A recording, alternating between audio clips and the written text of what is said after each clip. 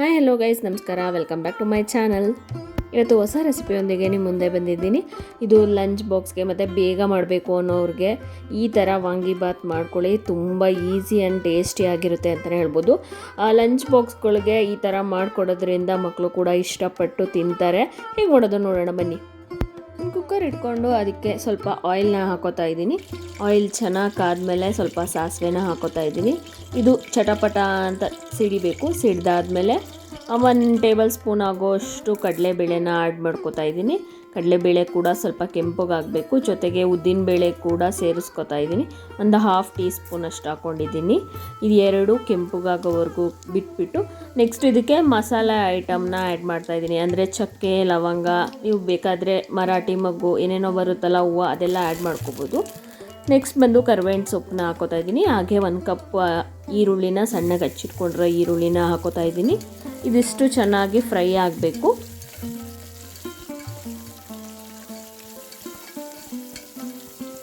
Next ಇದಕ್ಕೆ ಸ್ವಲ್ಪ ಶುಂಠಿ ಬೆಳ್ಳುಳ್ಳಿ ಪೇಸ್ಟ್ನ ಹಾಕೋತಾ ಇದ್ದೀನಿ. ನಾವು ಮನೇಲಿ ಮಾಡಿರೋದನ್ನೇ ಯೂಸ್ ಮಾಡೋದು, ಆಚೆಯಿಂದ ತರಲ್ಲ. ನೀವು ಕೂಡ ಶುಂಠಿ ಬೆಳ್ಳುಳ್ಳಿನ ಮನೆಯಲ್ಲೇ ಪೇಸ್ಟ್ ಮಾಡ್ಕೊಳ್ಳಿ. ಆಚೆ ತರೋದ್ರಿಂದ ಏನೇನು ಪ್ರಿಸರ್ವೇಟಿವ್ಸ್ ಆ್ಯಡ್ ಮಾಡಿರ್ತಾರೆ ಅಂತ ನಮಗೆ ಗೊತ್ತಿರಲ್ಲ. ಸೊ ಮನೇಲಿ ಮಾಡಿದಷ್ಟು ಒಳ್ಳೇದಲ್ವಾ. ನೆಕ್ಸ್ಟ್ ಇದಕ್ಕೆ ಸ್ವಲ್ಪ ಉಪ್ಪನ್ನು ಆ್ಯಡ್ ಮಾಡ್ಕೋತಾ ಇದ್ದೀನಿ. ಅದು ಈರುಳ್ಳಿ ಫ್ರೈ ಆಗೋಕ್ಕೋಸ್ಕರ, ನೀವು ಬೇಕಾದರೆ ಆಮೇಲೆ ಹಾಕೋಬೋದು. ನೆಕ್ಸ್ಟ್ ಇದಕ್ಕೆ ತೊಳೆದು ಸಣ್ಣಗೆ ಹಚ್ಚಿಟ್ಕೊಂಡಿರುವಂತಹ 1 ಕಪ್ ಆಗೋಷ್ಟು ಬದನೆಕಾಯಿನ ಹಾಕೋತಾ ಇದ್ದೀನಿ. ಇದರಲ್ಲಿ ಬದನೆಕಾಯಿನ ಫಸ್ಟೇ ಗೊಜ್ಜು ಮಾಡಿಕೊಂಡು ಆಮೇಲೆ ಬಿಸಿ ಅನ್ನ ಮಾಡಿ ಅದಕ್ಕೂ ಕಲಿಸ್ಕೊಂಡು ತಿನ್ಬೋದು. ಸ್ವಲ್ಪ ಟೈಮ್ ಹಿಡಿತೆ. ಅರ್ಜೆಂಟಿಗೆ ಅಥವಾ ಲಂಚ್ ಬಾಕ್ಸ್ಗೆ ಮಕ್ಳಿಗೆ ಬೇಗ ಮಾಡಿಕೊಡ್ಬೇಕು, ಅಥವಾ ಆಫೀಸ್ಗೆ ಹೋಗೋರು ಇರ್ತಾರೆ ಮನೇಲಿ, ಅವ್ರಿಗೆಲ್ಲ ಬೇಗ ಆಗಬೇಕು ಅಂತ ಕ್ವಿಕ್ ರೆಸಿಪಿ ಅಂದರೆ ಇದು. ಸೊ ಇದನ್ನು ಒಂದು ಸತಿ ಟ್ರೈ ಮಾಡಿ ಬಂತು ಅಂತ ಕಮೆಂಟಲ್ಲಿ ತಿಳಿಸಿ. ಈಗ 1 ಕಪ್ ಆಗೋಷ್ಟು ಟೊಮೆಟೊ ಕೂಡ ಆ್ಯಡ್ ಮಾಡ್ಕೊಂಡಿದ್ದೀನಿ. ಇದೆಲ್ಲ ಕರೆಕ್ಟಾಗಿ ನೀಟಾಗಿ ಫ್ರೈ ಆಗಬೇಕು, ಅಲ್ಲಿವರೆಗೂ ಫ್ರೈ ಮಾಡ್ಕೊಳ್ಳಿ. ನೆಕ್ಸ್ಟ್ ಇದಕ್ಕೆ MTR ಅವರ ವಾಂಗಿಬಾತ್ ಮಸಾಲ ಪೌಡರ್ನ ಆ್ಯಡ್ ಮಾಡ್ಕೋತಾ ಇದ್ದೀನಿ. ನೀವು ಮನೆಯಲ್ಲೇ ಮಾಡಿಟ್ಕೊಂಡಿದ್ರೆ ವಾಂಗಿಬಾತ್ ಪೌಡರ್ನ ಅದು ಕೂಡ ಹಾಕೋಬೋದು. ನಮ್ಮ ಮನೆಯಲ್ಲಿ ಖಾಲಿ ಆಗಿದ್ದರಿಂದ MTR ಅವರ ವಾಂಗಿಬಾತ್ ಮಸಾಲ ಆ್ಯಡ್ ಮಾಡ್ಕೊಂಡಿದ್ದೀನಿ. ನೆಕ್ಸ್ಟು ಇದು ಚೆನ್ನಾಗಿ ಮಿಕ್ಸ್ ಆಗಬೇಕು.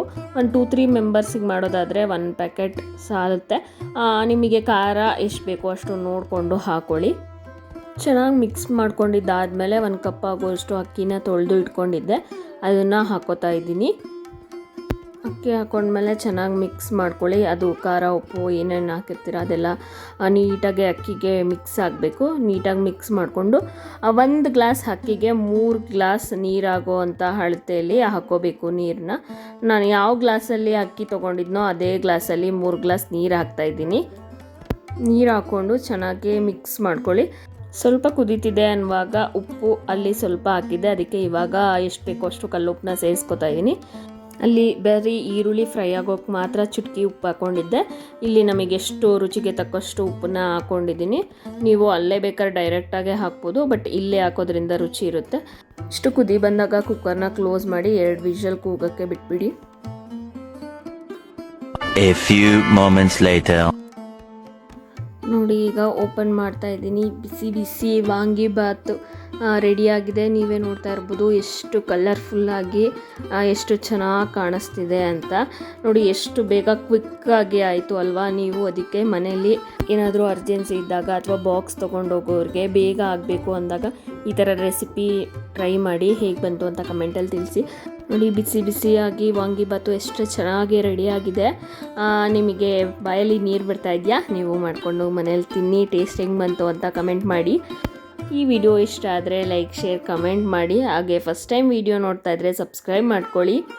ಹೀಗೆ ಇನ್ನೂ ಹೆಚ್ಚಿನ ರೆಸಿಪೀಸ್ನ ಶೇರ್ ಮಾಡ್ಕೊತಾ ಇರ್ತೀನಿ. ನೀವು ಕೂಡ ನಮ್ಮ ವೀಡಿಯೋಸ್ನ ನೋಡ್ತಾ ಇರಿ, ಸಪೋರ್ಟ್ ಮಾಡಿ. ಹಾಗೆ ಈ ವಿಡಿಯೋ ಇಷ್ಟ ಆದರೆ ಲೈಕ್ ಮಾಡೋದಂತೂ ಮಿಸ್ ಮಾಡಬೇಡಿ. ಹಾಗೆ ಸಬ್ಸ್ಕ್ರೈಬ್ ಮಾಡ್ಕೊಳ್ಳಿ, ಬೆಲ್ ಐಕಾನ್ನ ಕ್ಲಿಕ್ ಮಾಡಿ.